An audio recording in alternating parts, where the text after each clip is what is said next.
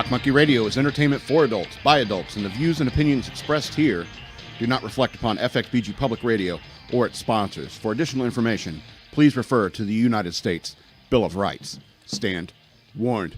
Hello and welcome to Shock Monkey Radio. I'm your host, the Madman, and let me tell you something, all you people complaining about when the podcasts get dropped, okay?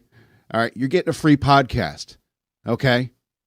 You're getting a free podcast. Cry me a river, you turd gobblers. I don't care. You're getting it for free. The only people who deserve to berate me about the timing of what I release are people over at patreon.com/shockmonkeyradio. They have the right to say, hey, how come something didn't get released on time? Because I guarantee you, the Patreon customers always get the stuff on time. You freebies, you have no right. You have no right to complain. You have no right. But if you do want to complain, you can email me at madman@fxbgpr.com. Damn, I miss baseball. I don't know about you, but we're supposed to be coming up in the All-Star break. This is supposed to be the point where we're like halfway through a season of baseball, and we missed it all because of this COVID nonsense. And I can't help but wonder what Minneapolis would look like today if all those people had Twins games to attend. Maybe they had something better to do than destroy their own city.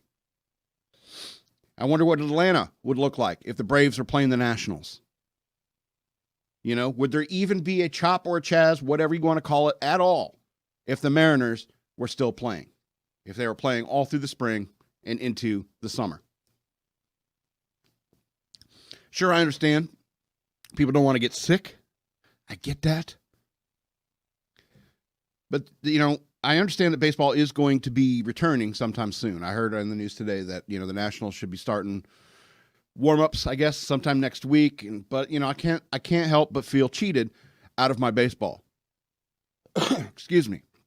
And I know you basketball fans out there, I'm not a fan of basketball. I know you basketball fans out there are pretty mad about what happened to the basketball season. And I can appreciate that. Even though I don't like basketball, I have my sport, and I'm sure you have yours as well. So, and I can understand the feeling that a lot of these sports fans are going to be cheated. Now, I'm going to tell you, I'm pretty sure these Democrats want to keep this lockdown in effect all the way to November. And you know why. All right. All the way to the election. So I don't know how much this is going to affect football as well. But I feel cheated. I feel cheated out of my baseball. Now, here's the thing. You could say that I'm underplaying I'm not taking COVID-19 seriously. You could say that, absolutely. But I'm not afraid of sickness or death, and that's a long story. I can get into some other time. All right? But if my doctor said to me, you're going to die in 5 years if you don't stop eating cheeseburgers and pizza, I would say, oh, well, and go get another pizza. Because I'd rather live 5 years being able to eat cheeseburgers and pizza than 20 years eating only lettuce. I know it's a crappy metaphor, but I don't know what to tell you. We can't have baseball. We can't go to church. We can't celebrate July 4th. But you can, all because of this illness, this corona illness.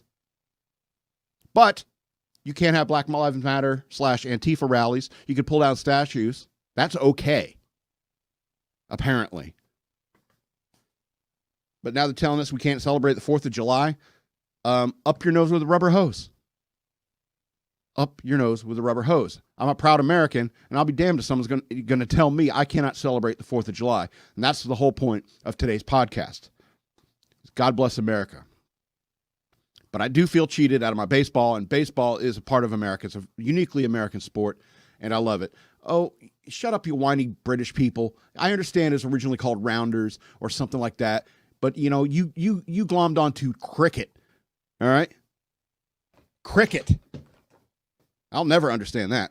And the Canadians with the curling, don't get me started. And all you people rioting in other countries, pulling down statues in other countries, I know you want to be cool like America, but you just look like real idiots. Real idiots. You're pulling down Winston Churchill statues. You just look like copycats. You want to be as cool as the U.S. Everyone wants to do what the U.S. is doing. Anyway, I know we're going to have an abbreviated season of baseball. That has very much to do everything with baseball. I know we're going to have an abbreviated season of baseball, but I do feel cheated. And I understand that, they're going to be playing in empty stadiums, which seems like a waste to me. I don't like that idea. I mean, maybe I don't take this COVID thing very seriously at all. I haven't worn a mask yet.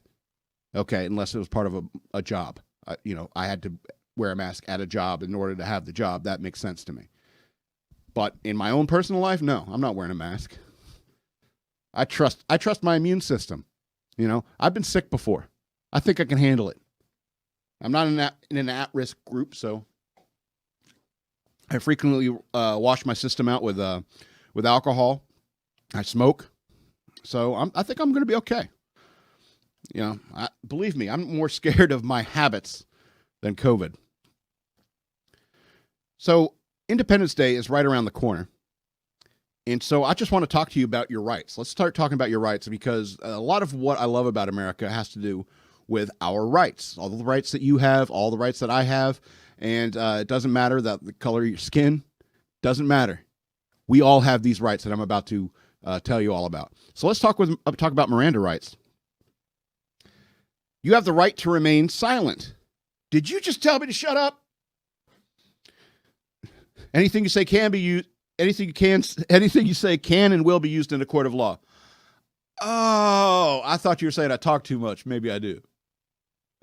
You have the right to an attorney. If you cannot afford one will be appointed to you. No shit. I bet it's a D-level student, though. He was like the last guy that graduated in his class, barely squeaked by. The public defender. I'm sure that's the kind of guy. Guys who got A's. I'm sure they got good firms or something like that, right? Guys who barely passed law school. They're the public defenders. Isn't that how it goes? But here's the point of the Miranda rights. The Miranda rights are designed to protect you. If someone starts reading your rights, you feel bad because, okay, maybe I'm about to be arrested. And usually you are at that point. You could be warned about your Miranda rights, but that's kind of a different thing. That's like if you're being questioned by the police, but you're not necessarily a suspect. You could be, even if you're like not a part of the crime, you're just like a witness. You have these rights. It's like if you're afraid of like incriminating yourself. And that's the point of the right to remain silent. The right to remain silent is like, if you're going to come and get in my squad car and the whole time you're arrested, you're sitting there, yeah, I killed that bitch and I pissed in her hair too. The cop's going to testify to that in court. Okay. So they read these rights to you. The picture of a killer is like, how can I make this worse? I'll piss in her hair. Anyways, but that's kind of the point, is that these rights are set up to protect you. You have the right to remain silent. Anything you say can and will be used against you in a court of law. And so they're telling you right out the bat that, you need to watch out for yourself. You need to protect yourself. And that's looking out for you. And the right to an attorney, attorneys cost money. They spend a lot of time going to school, spend a lot of money going to school and get a degree, even if they're a CD student, and they barely squeaked by and graduated. Okay. Even if they're the public defender. Their time is valuable because their education is valuable because of situations like this. And so I just want you to know, is like these rights are looking out for your back, that it is amazing that they will provide you a professional lawyer to defend you. And people don't understand how revolutionary that is when it comes to governments and societies. That is a lot of looking out for the average Joe. There's a lot of looking out for the accused. I think the Miranda rights are great. I think that, it helps support the whole concept of innocent until proven guilty. And that's the whole point of a court of law, is you need to prove somebody's guilt, even if it's obvious, or if you think it's obvious.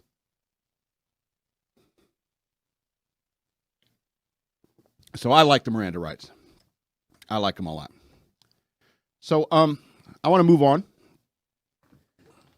I want to move on to the Bill of Rights. This is my favorite part of our rights, is like the Bill of Rights. So I'm going to go through the first 10 amendments to the Constitution of the United States, also known as the Bill of Rights. I'm going to read them to you. Now, unfortunately, when it comes to the Bill of Rights and like documents like the Constitution and so forth, it's they're law documents. I'm not a lawyer, and a lot of this is legalese and so forth. And it's not even like modern legalese. It's, 18th century legalese. It's not great. No, it's pretty awesome. They're pretty revolutionary concepts that happened in the world, here in the Western Hemisphere, in the United States, that changed the world for the better. And a lot of it has to do with the Bill of Rights. Let's talk about the First Amendment. Congress shall make no law respecting an establishment of a religion or prohibiting the free exercise thereof, or abridging the freedom of speech or of the press, or the right of the people peaceably to assemble and to petition the government for a redress of grievances. Now, a lot going on in that one. There's a lot going on in the First Amendment, and that's why this amendment is the most talked about, because it's probably the most important one, and that's probably why it's number one. So it covers so much. I mean, no respected establishment of religion or prohibition of religion is where we get the entire idea of a separation of church and state. This is the only, I think this is the only phrase that even mentions the separation of church and state. But the idea is that, you know, they came from the old world where they had like the Church of England and they had the Vatican. They can understand that a government like that has like respects a certain religion could lead to a thing called theocracy. Do you know what a theocracy is? Iran is a theocracy. Okay, they're not great. They're not great governments. Okay, you don't want the Pharisees and the Sadducees running your town.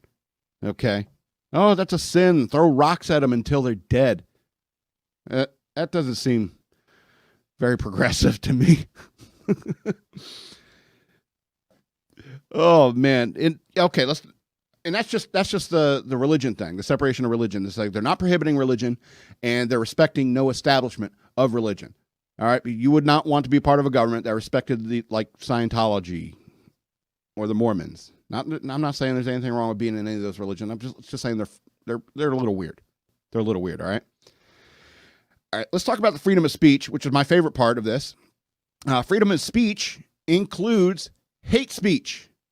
All right. So if you want to go out there and say that Care Bears are inferior to humans, they're inferior to humans, you could say that all day, and then you can know it's like that's the guy that thinks Care Bears are not humans. You're not human, Care Bear. You're not human. See, I could just toss. It's a non-human. It doesnn't matter.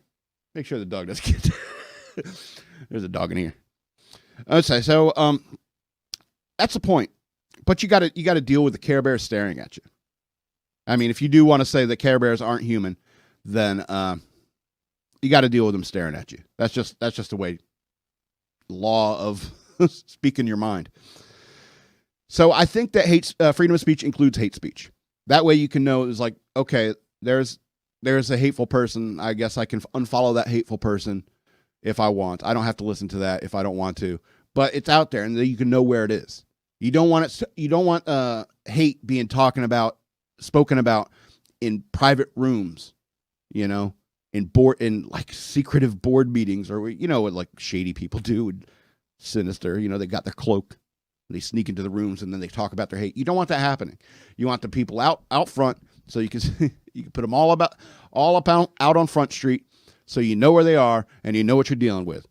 And I think that freedom of speech includes anything short of.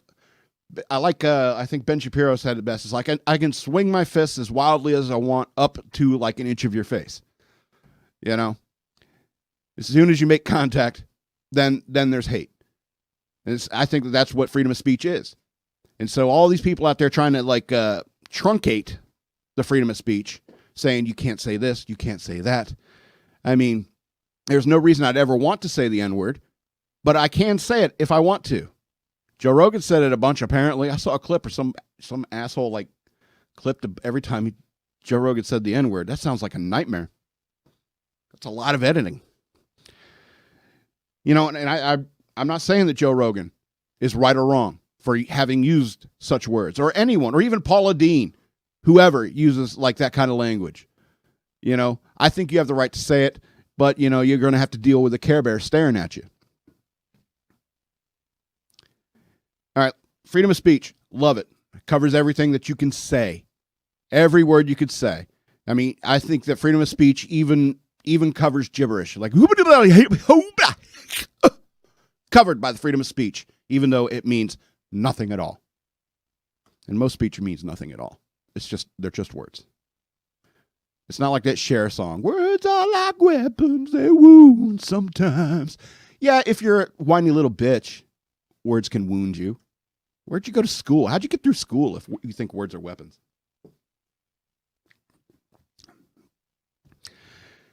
All right, let's talk about the freedom of the press.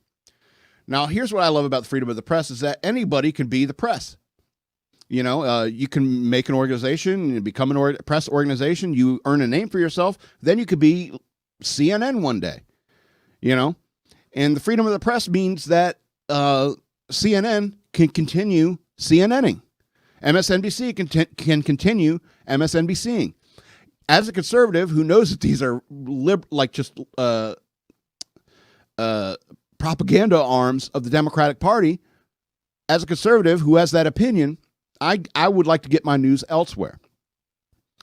But every single organization, whether it's Fox News, whether it's MSNBC, whether it's Alex Jones, Gavin McInnes, Milo Yiannopoulos, everyone, Tim Pool, everyone has the right to be, I think freedom of press is like an extension. Freedom of the press is an extension of the freedom of speech.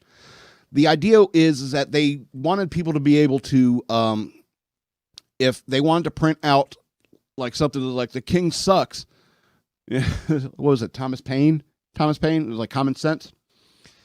You know, they didn't want governments stopping the freedom of the people to use the printing press as a way to disseminate information, and that's what freedom of the press is all about. Because when they wrote this, you know, they didn't have the internet; they had the printing press. And the printing press was the way to disseminate information to the masses. Now you can just get updates, you know, you get the notifications on your phone. And that's why the freedom of the press is just as important today. And respecting the freedom of the press on the internet is just as important today as it was in the 1700s. All right, I think that pretty much covers the First Amendment. All right, let's go to the Second Amendment. May have to go fast through the news worth knowing. Who knows? Second Amendment, a well-regulated militia being necessary to the security of a free state, the right of the people to keep and bear arms shall not be infringed. Now, I know a lot of people like get hung up on the whole militia thing when it comes to the Second Amendment. But, you know, hey, we need weapons. It's a dangerous world we live in. I mean, even before guns, people were carrying knives and swords. And that was like everybody, because you might run into a wolf in the woods or something like that. On the way to Grandma's house with your little Red Riding Hood. And it's like, oh, Little Red Riding Hood, she didn't have a weapon. She didn't have a knife or nothing. Anyway, so I know a lot of people get hung up on the militia thing, a well-regulated militia. But the militia is not a military is not the military or the National Guard. People want to say it's like, well, we have a military, we have a National Guard. Why do we need the right to bear arms if we have a way to defend ourselves that way? It's like you have to understand that the military and the National Guard takes their orders from the federal government. Excuse me.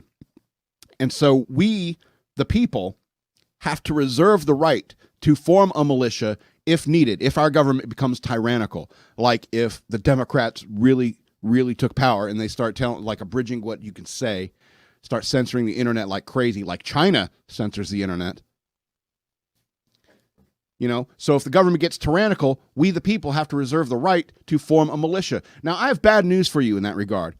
Yeah, you want to ban bump stocks and all that so we don't have fully automatic weapons? Okay, fine. I'm okay with our semi-automatic rifles. But I just want to remind you that the military and the National Guard has like flamethrowers, tanks, surface-to-air missiles, drones, okay?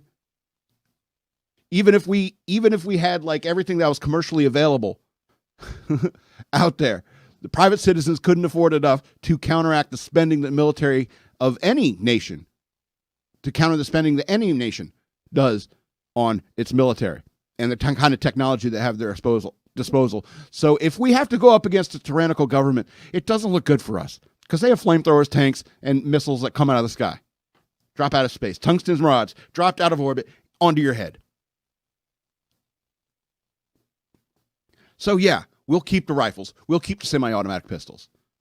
God bless them. All right, let's go on to the Third Amendment. Now, those are the two exciting ones. The First and Second Amendment are the really exciting ones. But we'll cover them all. The Third Amendment. No soldier shall, in time of peace, be quarantined in any house without the consent of the owner, nor in time of war, but in a manner to be prescribed by law. And I think the manner in which they prescribe by law is like, yeah, in a time of war, you can quarter soldiers in somebody's home, but you have to pay the owner for it. But the reason why this amendment came about, the Third Amendment, was people were sick of a limey banging on their door. Open up in the name of the king. Open up in the name of the king. And they open the door. It's like, what's going on? It's like, oh, we have a bunch of British soldiers here to fight all the revolutionaries you got somewhere in this town. We see you have a full house here, so we're only going to quarter 12 soldiers in your home. Be sure you keep them fed. Nigel, lead the squad in. People were sick of that, and that was going on during the revolutionary times, during that era. It's like all these British troops were coming into like Boston and New York and stuff like that, and they're putting them up in people's homes based upon orders of the king. Now, the king was thousands of miles away, and that's a big reason why the revolution started and why it started revolutions all against the British Empire all over the world, is because the king was so far away, and a whole bunch of like lime-eating bastards are living in your house, farting in your daughter's room and shit. Yeah, so that's the Third Amendment. It's like they didn't want to quarter people in your home. I think the last time people were quartered in civilians' homes was in the Civil War, and but most of them bivouacked. Like they brought their own tents and so forth. They had their own living equipment, I guess. Let's go to the Fourth Amendment. The right of the people to be secure in their persons, houses, papers, and effects against an unreasonable search and seizure shall not be violated, and no warrant shall issue, but upon probable cause supported by oath or affirmation, and particularly describing the place to be searched and the persons or things to be seized. Wow. Legalese. Legalese. Now, here's the thing. This is basically no unlawful search or seizure. All right. Now, when you have 12 British soldiers living in your house, a few of them are going to start rifling through your drawers and your closets.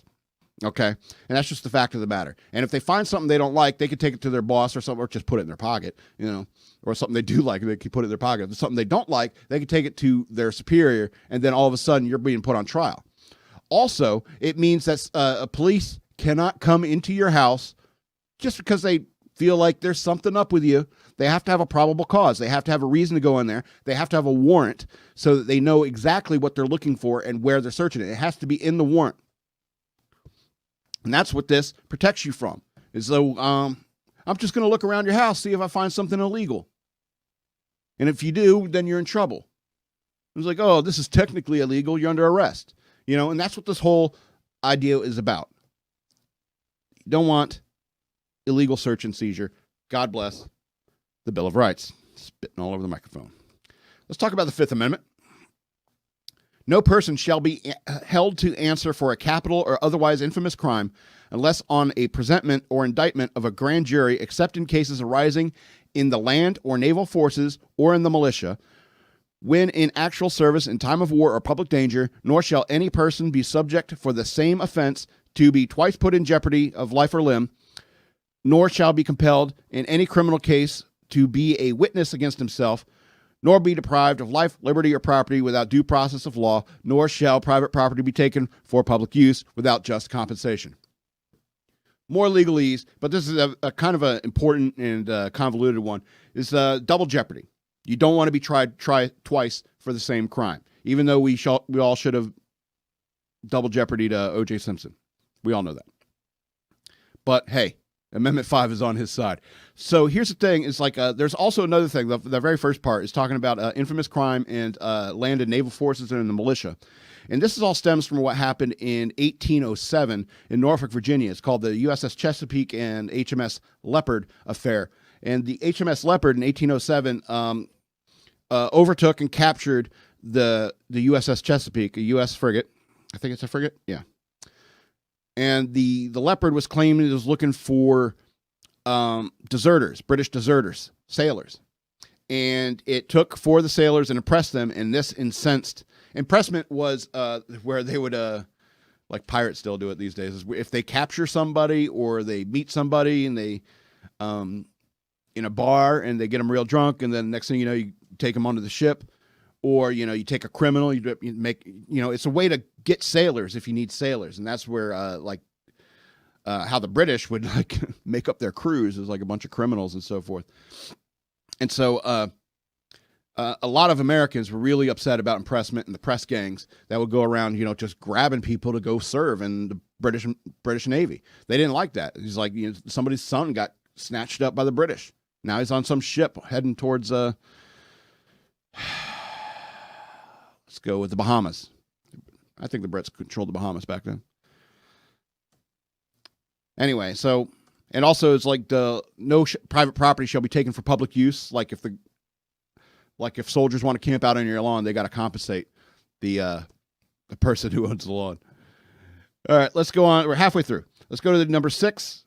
In all criminal prosecutions, the accused shall enjoy a right to a speedy and public trial by an impartial jury in the state and district wherein the crime shall have been committed, which district shall have been previously ascertained by law, and to be informed of the nature and cause of the accusation, to be confronted by the witnesses against him, to have compulsory process for obtaining witnesses in his favor, and to have assistance of counsel for his defense. This is where you get your right to an attorney. This is where you you don't have to testify against yourself. They can't call you to like testify against yourself. And you have the right to face your accusers. Good amendment. Number 6, good amendment. Okay, covers, yeah. And these are concepts that were new at a time. It's like, and we take these rights for granted. A lot of these rights, we take them for granted in this day and age. It basically protects you by creating fair trials. And fair trials will protect the innocent, and that's the whole purpose, I think. It's like, you don't want innocent people going to jail, do you? I hear jail sucks. Let's go to Amendment 7. In suits at common law, where the value in controversy shall exceed $20, the right of trial by jury shall be preserved, and no fact tried by a jury shall be otherwise re-examined in any court of the United States than according to the rules of common law. This is trial by jury, basically. This means that you can face. I think it's an iffy amendment, because my peers are idiots and I don't think they should judge me. And so that being said, I'd say I'd rather be carried by 6 than tried by 12. Wait, I'd rather have 12 people off the street decide my fate than a bitter and burnt out judge who is hungry. Okay. Before lunch, if you see a judge like after lunch, you're more likely to get a lenient sentence. So I'd rather have 12 juries of my peers, even if I don't think they're peers. So, yeah, that's a good one. Trial by jury, probably good idea. All right, Amendment 8. Excessive bail should not be required, nor excessive fines imposed, nor cruel and unusual punishments inflicted. And this is so, you don't get thrown in jail, like, and tortured. You don't want excessive bail. It's like, he's a purse snatcher, but the judge doesn't like him, and so he makes the bail too high. This is kind of like a anti-corruption amendment. It keeps people, it's like, we're all checking each other, excessive bail and cruel and unusual punishment. And that's why you get Netflix in prison, because we're not monsters.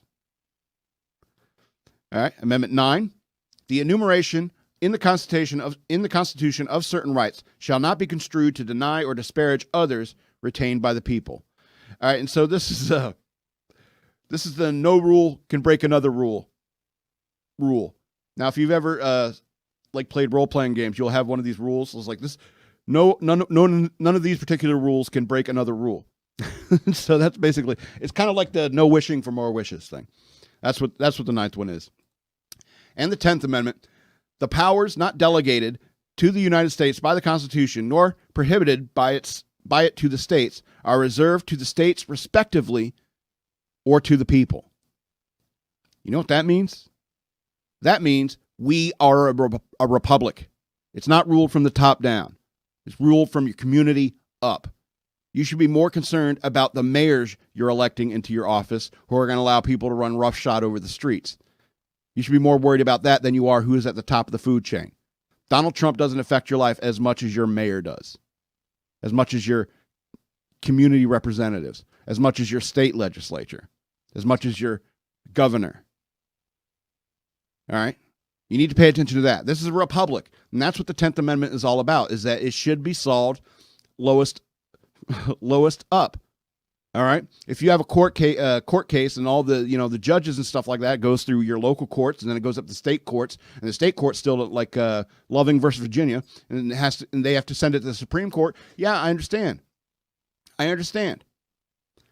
But you have to understand that we live in a republic, and the republic solves it at a lower level. All right. Now, when I was in the Navy, you don't take every single problem you have to your chief or your officer, your division officer. All right. If I had a problem as a petty officer who had like 2 or 3 people under me, and there's a problem between one of them, I try to solve it myself. If not, I go to my first class petty officer. All right. And if the first class petty officer can't handle it, I go to my chief. If my chief can't handle it, I go to my senior chief or my command master chief. And if they can't solve it, then you go to your division officer. And that's the way things are solved in the military, and that's the way things should be solved in the United States. We live in a republic. And so that's my rant about the Bill of Rights. Do you understand these rights as I have read them to you? Good. I hope you have a pleasant and safe Independence Day. I love this country. I had another rant about how I love this country, but I got to skip it today because I went a little long with the Bill of Rights. So let's go ahead and get into the news worth knowing. I bet you just saw a stinger. So I don't know if you've been paying attention to the news, but one of the funniest videos I've seen in about a month popped up over the last couple of days on the internet. Now, have you heard about the St. Louis couple who brandished guns? It was hilarious, and it was only hilarious because no one got hurt. So let's go into this story. A St. Louis couple was caught on camera brandishing guns in the front yard of their home while protesters passed through their private neighborhood. They are being investigated by a local law enforcement. Mark and Patricia McCloskey, the homeowners seen in the now viral video, are being investigated by the St. Louis Police Department and the city's circuit attorney, Kimberly Gardner, in the wake of Sunday night's confrontation. Gardner announced in a statement late Monday. Excuse me. Quote, I am alarmed at the events that occurred over the weekend where peaceful protesters were met by guns and a violent assault, Gardner said. We must protect the right to peacefully protest, and any attempt to chill it through intimidation or threat of deadly force will not be tolerated. However, the McCloskey's attorney, Albert Watkins, saw the couple's clash with protesters differently. Under Missouri Castle doctrine, a person has the right, an absolute unmitigated right to protect his or her castle or family while on their property, Watkins said. And in this particular fact situation, you have individuals who are acting on private property, trespassing as lawbreakers onto private property, damaging and destroying private property, and acting in a threatening and hostile fashion, such as to give rise to what a human being would consider to be placing them in a position of abject horror and certainly in a position of feeling a fear of imminent harm. They were scared. Why do you have to use all those words, man? They were scared. Of course you'd be scared. Watkins insisted his clients did not arm themselves until the protesters entered their private property. They don't walk around with that shit. Quote, my clients didn't sit on their front stoop with guns. No. Who would do that? Quote, no firearms were on them at the time that they were, as property owners, standing in front of their home. It was not until basically they were in a position of seeing and observing violence, recklessness, lawbreaking, and knowing that the police were not going to be doing anything. Watkins also slammed Gardner's decision and said if she had read the McCloskey's police report from the incident, she would have recognized the pure folly of her suggestion that she was going to evaluate the case for criminal charges. Quote, if Kimberly Gardner wants to press charges against 2 attorneys who are protecting their home and their family and themselves on their own property, I will tell you that it will be nothing short of the proverbial clusterfuck. Where's the decorum gone in this country? Mark McCloskey, 63, said in a Tuesday morning interview that he and his wife and his home were threatened by a fringe group that accompanied protesters marching to the mayor's nearby home. There were people wearing body armor. One person pulled out a loaded pistol magazine. He clipped them together and said, "You're next," McCloskey told NBC's Today Show. We were threatened with our lives, threatened with the house being burned down. Video shows McCloskey holding a black long gun. It's like an M16 style weapon, and yelling, "Private property, get out now." Footage continues to show McCloskey's wife, a 61-year-old Patricia, at times pointing the handgun at protesters and her own husband. If you've seen the video and you know anything about how to handle firearms, wow. You know, I know that the gun stores have been, their products have been flying off the shelves. You know, a lot of people getting scared because of all these riots and, you know, people pulling down statues and crowds of bored people who are out of work wandering the streets. Yeah. You're going to get a bunch of inexperienced people with guns. And thank God nobody got hurt in this exchange and nothing happened. And that's why it's so funny, is that, you know, it's just a couple of idiots. It's like, how does gun work? I'll go on with the story. The crowd grew enraged after he told them to leave his property. This is what McCloskey said. But Daniel Schular, a photojournalist who witnessed the encounter, described in an interview how the situation went to another level when McCloskey grabbed the gun.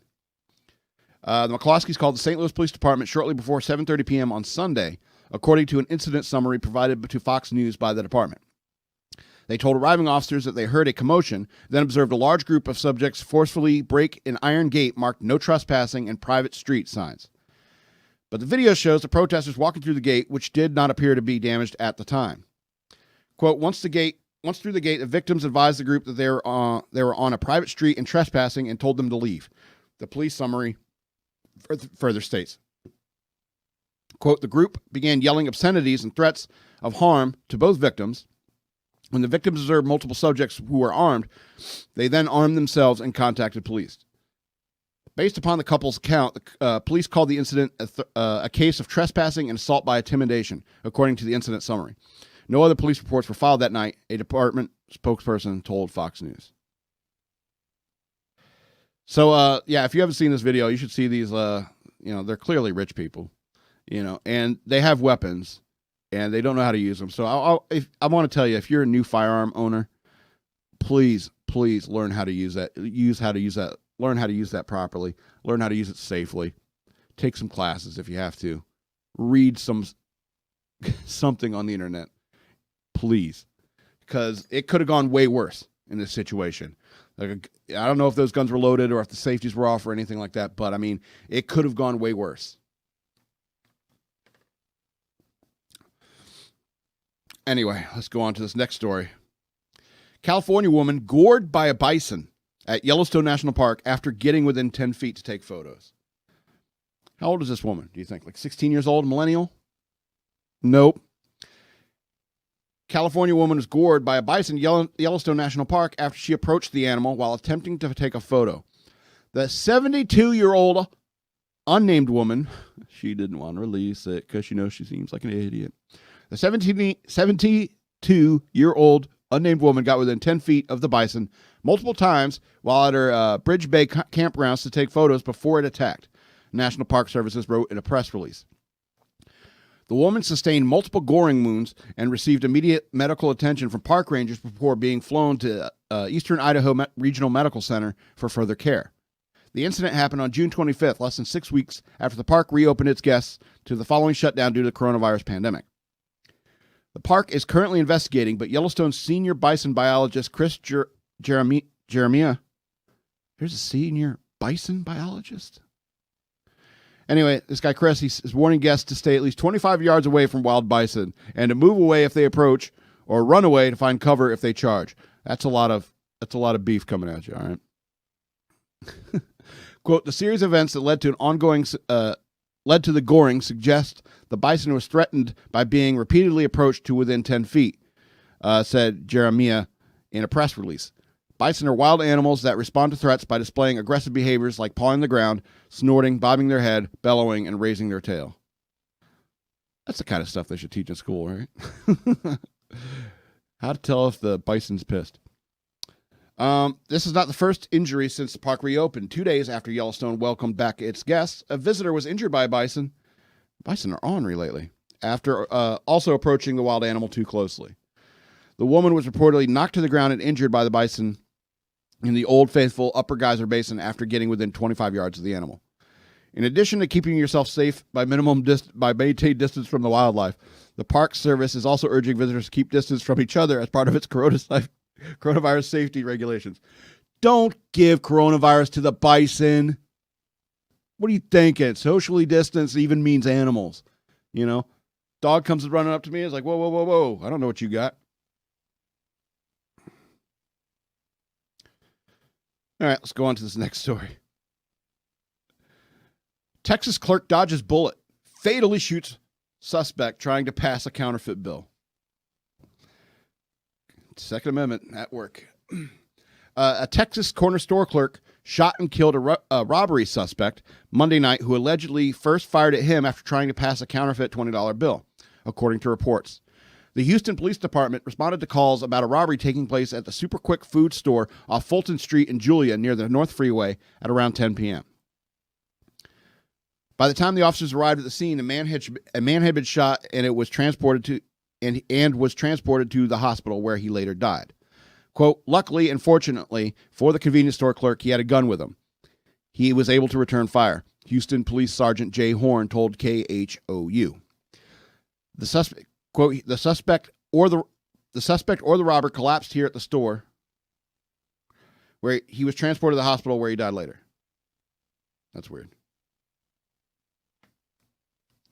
The man, who has not been identified by authorities, allegedly tried to use a counterfeit $20 bill to make a purchase, but the clerk told him he could not accept the bill, KTRK reported. Police said the robbery suspect then made his way into the clerk's secured area, pulled out a gun, and fired at him at least once within close range, narrowly missing him. The clerk then pulled out a gun of his own and fired at the man, striking him multiple times. Quote, he's very fortunate to be alive right now. We're thinking that the bullet that the robber or suspect fired was only a few inches away from him. Why do they call him Boris the Bullet-Dodger? Because he dodges bullets, Abby. Horn said the clerk was not harmed in the incident. No charges have been brought against him. The suspect had a criminal record and was released on parole for a similar alleged robbery incident that happened last summer, KHOU reported, citing police records. So that's just a little story about how the Second Amendment is a good thing. Protect that dude's life. Dog just spazzed out. All right, let's talk about something gross now. Thousands of starfish wash up on South Carolina beaches during low tide. The beaches and seaside communities in South Carolina are teeming with activity as thousands of sea creatures ended up on land. Ugh. Small starfish washed ashore Monday during low tide in areas near the tourist hotspot of Myrtle Beach. We've been there. The mass of wriggling critters ended up at the shore of Garden City Beach and in Surfside. Residents and tourists rushed to play with the mass of wriggling starfish, collecting some and putting handfuls of others back in the water. Gross. You people are so gross. Ann Malice Wilson, an interpretive ranger for the Myrtle Beach State Park, told the Sun News that the starfish were known as lined sea stars and can wash up with strong waves depending on the current. Quote, we tend to see more sea creatures when it's warmer water, she told the paper. Wilson added that people should put the five-legged creatures back in the water, but they must be careful since their arms are fragile and can break. Why are you touching them at all? And it's so gross. Starfish sightings increased over the weekend with returning them to sea. Yeah, let them die out there in the sun. Anyway, Dakota Hughes, an aquarist from Ripley's Aquarium, told WPDE-TV that starfish washing up on South Carolina beaches is normal. Quote, we see them more this time of year because there are more living organisms in the intertidal zone for them to feed on, he told the television station. As winter comes, they tend to head back out closer to the shelf. Hughes added, however, in the 5 years he has worked in the area, has never seen as many starfish as the ones that washed up in recent days. You can go look for these pictures if you want. It's starfish at Myrtle Beach, and it is disgusting. Those creatures are so weird looking, so disgusting. I don't know why anyone would want to touch them. They're gross. There's too much gross shit in the oceans. Jellyfish, sand dollars, starfish. It's all so gross. It's all so gross. You've seen the Europa report, right? Ugh. Ugh. Scary. Scary. Okay, I got two more stories. Wow, 15 minutes ago. Maybe I'll get to my rant after all.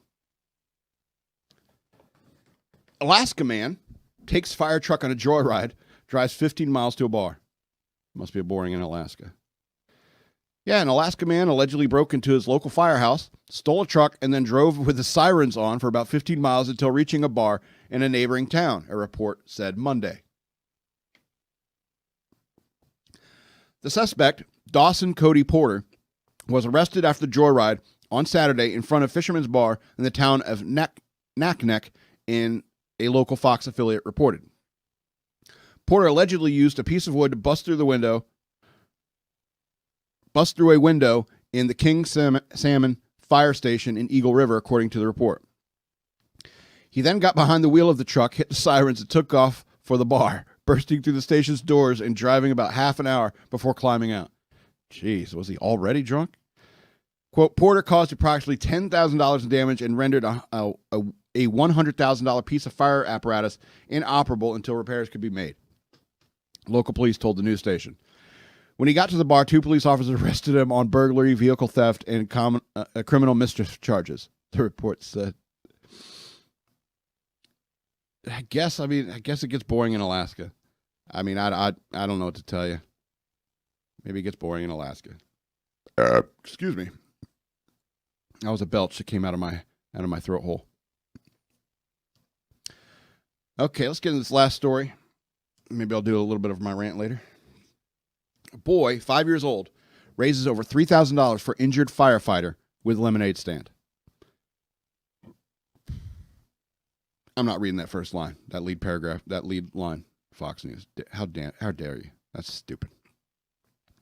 You ever read an article where it starts out as like, oh, the definition. The Webster's defines racism as... That's such lazy, shitty writing. Not saying that this is what they did, but sometimes, lazy writing. Fox News. A 5-year-old boy in Missouri helped raise over $3,000 with a lemonade stand for a volunteer firefighter who was injured in a deadly shooting at a local Applebee's last week. Kinloch Fire Protection District firefighter Arlydia Buford was eating in a St. John's Applebee's on June 22nd with her best friend Kimberly Ratliff Penton, who was when a random gunman opened fire inside the restaurant, Fox 2 Now reports. Ratliff Penton was killed, while Buford and another customer, Lakeisha French, were injured.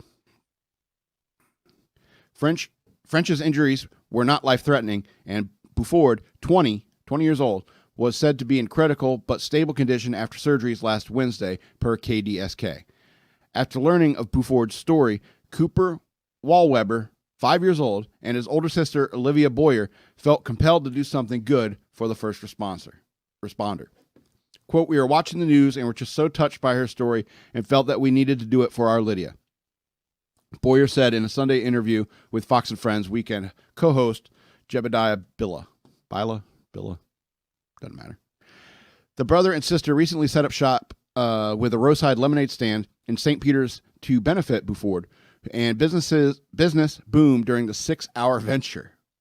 $3,000 in 6 hours, according to KMOV. To date, the family has raised over $3,000 for the injured firefighter, Boyer told Billa. Kinloch Fire Protection District Chief Kevin J. Stewart described the good deed as inspirational during an especially difficult time. Quote, I got word that there was a little boy out there in St. Charles County that set up a lemonade stand to raise money for our Lydia. This is so amazing. That touched my heart, Stewart told Billa. Quote, of course, we are all heartbroken by what has happened, but to see such a young boy make this conscientious decision on his own and decide to do this for our firefighters, I think we can all take a lesson from this, especially with what's going on in the world. Rebecca Buford, our Lydia's mother, said during the interview that her daughter is in critical but stable and still fighting in the hospital. That's cute. That's an American kid for you. That's an American kid for you. You know, your heart goes out to these people. It's like, you know, we all know the first responders, you know, especially, you know, I know a lot of people pissed off at the police right now, but I have the same respect for them, for the police, as I do for firefighters and EMTs. All right. I got a little bit of beef with the firefighters, but that doesn't matter. I have a lot of respect for the people who do this job. They are the front line between us and chaos. That's why I love this country. All right. When I was in the Navy, there were dozens of times, I wanted to quit and run to Canada. But I swore an oath to the United States Constitution, and I didn't want to turn on my fellow Americans. I didn't want to turn my back on my fellow Americans. I didn't want to turn my back on you. I felt it to be a privilege to be allowed to serve in the U.S. Navy and defend all of you, defend all of your rights, all the rights I've read to you tonight. I felt it to be a privilege because I like those rights. I like having those rights. And so, yes, I will stand up and defend it by sitting in my chair and moving ones and zeros around, getting PowerPoint slides for officers and so forth. Such was my niche. So I did it all for you and a little bit for me. So even those I disagree with politically, I did that for people I disagree with politically. I believe you have the right peacefully to assemble, and I could have run to Canada, but unfortunately Canada sucks. 25 cigarettes in a pack? What are you thinking? That makes no sense at all. Big giant warning on it? Weird. Anyway, this United States is the finest country that's ever been established. It's the most diverse and tolerant country in the world. Certainly the most tolerant country I've ever been in. Spain was real weird. All right. And here's the thing: when I was in the Navy, the Navy was a multicultural bunch. We were a bunch of Americans, so you had there were some black guys, there were Hispanic guys, there were white guys, there was there's women, and you would see, like, you go to a foreign country like Spain, and you would see other people that you all worked with, and you all saw each other as equals. They would get treated different in other countries because of their racism and so forth, their intolerance. There's one guy, he got into an altercation because he thought this guy was a Jew. And he wasn't the Jew. The guy named McCormick was the Jewish guy. Doesn't make a whole lot of sense. He converted, all right? But this is the finest country that's ever been established. My generation paid in blood to protect the rights I've read to you tonight. All right? Not me personally, of course, but people like me, people I know out there, people I went to school with, people I served with, they paid in blood to keep that in effect. My father's generation paid in blood in places like Vietnam. His father's generation paid for blood on the beaches of France, the forests of France and Italy, and even the islands of the Pacific. Because of how great our society is. We need to protect it. And sometimes that means protecting it from foreign enemies and domestic enemies. And I refuse to let all the sacrifice and all the blood that's been spilt in the belief of all the blood that's been spilt by people who swore to defend the U.S. Constitution. They're not swearing their oath to the president. They're not swearing the oath to any person. They swear it to the ideals of this nation. They swear to uphold the Constitution of the United States, and that includes the U.S. Bill of Rights. And I refuse to let that be forgotten or ignored because because too many people have laid their life down for a bunch of uninformed idiots walking these streets these days trying to pull down statues of George Washington. Okay, you need to get your shit together, America. People have fought and died for this country. And I'll be damned if I'm going to let anyone tell me I cannot celebrate the 4th of July. As far as I'm concerned, it's the most important holiday of the summer. And I know that people out there are going to be celebrating the 4th of July. And you're probably not even changing your plans, no matter what anyone says. All right? Most people, they don't necessarily want to go downtown and watch the fireworks. Too many people. It's uncomfortable getting in and out of those kinds of things anyway. They would rather have backyard displays. The fireworks stands are all up and running.